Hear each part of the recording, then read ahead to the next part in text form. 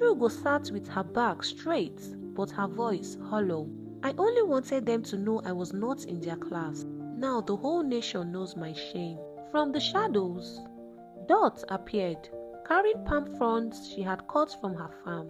She looked at them with gentle eyes and said softly, "My sisters, peace is a garment that never fades. The wrapper you mocked has kept me warm while your lace has burned you." The women wept louder, for Dot's truth had finally pierced where no lone harp could reach. The story of Umu's August disgrace reached radio waves. In nearby towns, a presenter laughed as he read the headline, "3 women trade dignity for lace and gold." Callers phoned in to add spies. "In my own village, we call them death queens." Another caller joked, next August meeting, they should wear posters instead of wrappers. The shame was no longer local, it was national. In the markets of Onitsha and the motor parks of Enugu, conductors shouted, "Madam, no be you borrow money for lace?"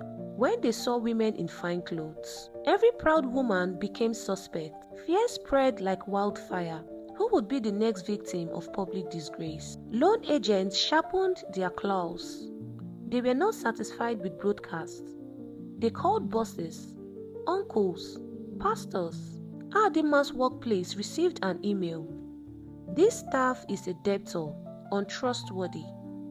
Chuki's suspension became indefinite. Ifeoma's in-laws dragged her before the family council.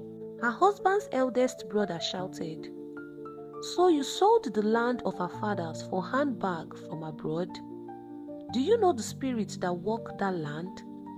They spat on the ground in disgust. Chugo's humiliation spread through television screens. On an evening news program, her photo flashed beside the caption, "Loan app disgrace in Umu." Viewers laughed across the country. Chugo, once proud and tall, could not lift her head to walk through the market.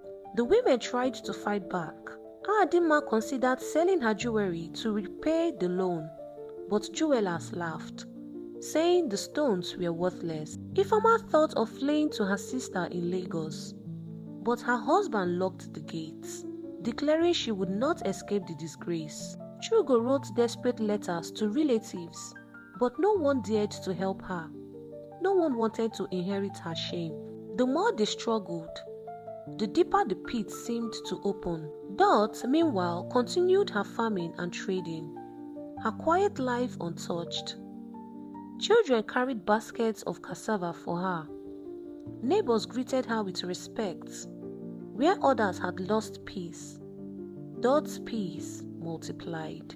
At the next Sunday service, the priest used their story as sermon.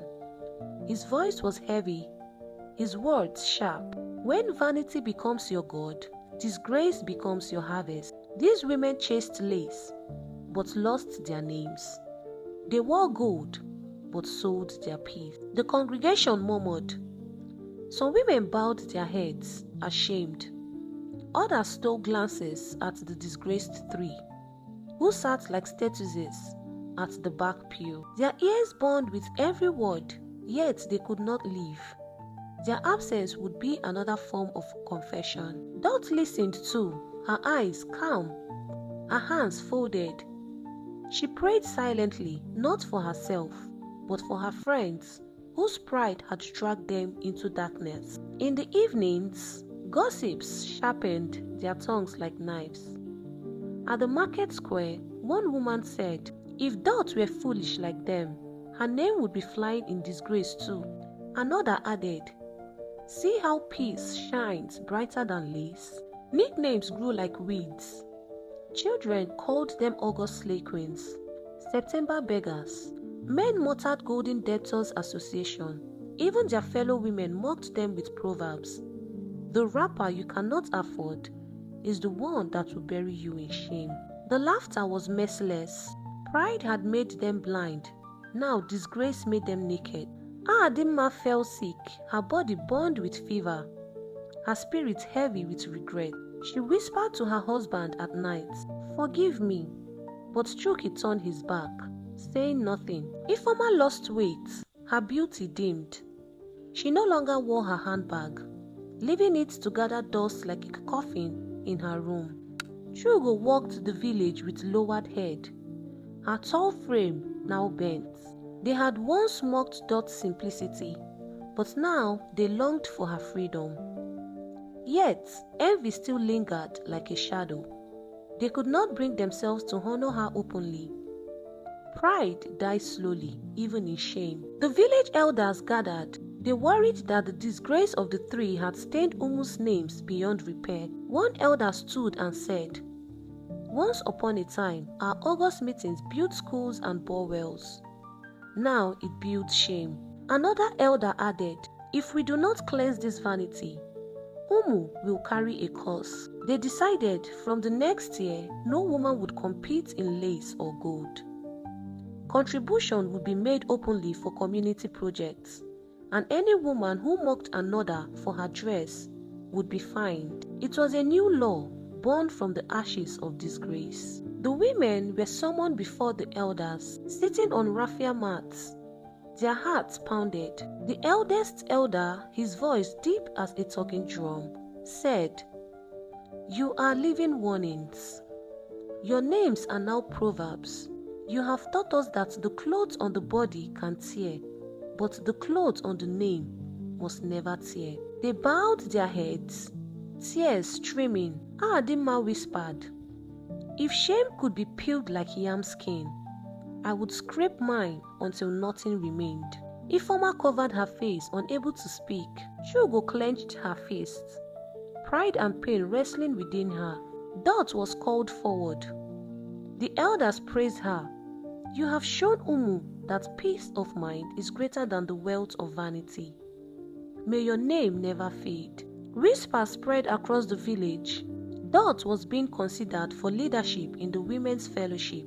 Some resisted, mocking her old rapper still.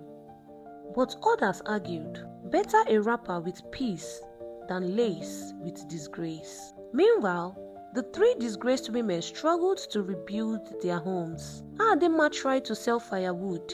Ifeoma worked small farm plots. Her hands blistered but her spirit quieter. Chugo began hawking palm oil again. Her steps slow but steady. Yet, wherever they went, whispers followed. Pride had cost them their freedom, and shame was a shadow that refused to leave. One evening, as the sun bled red across Umu's sky, the three sat together again in Chugo's yard. They had no lace, no gold, no malt drinks, only silence. Ifeoma broke first. "I thought handbag would give me respect. Now I am emptier than the bag itself."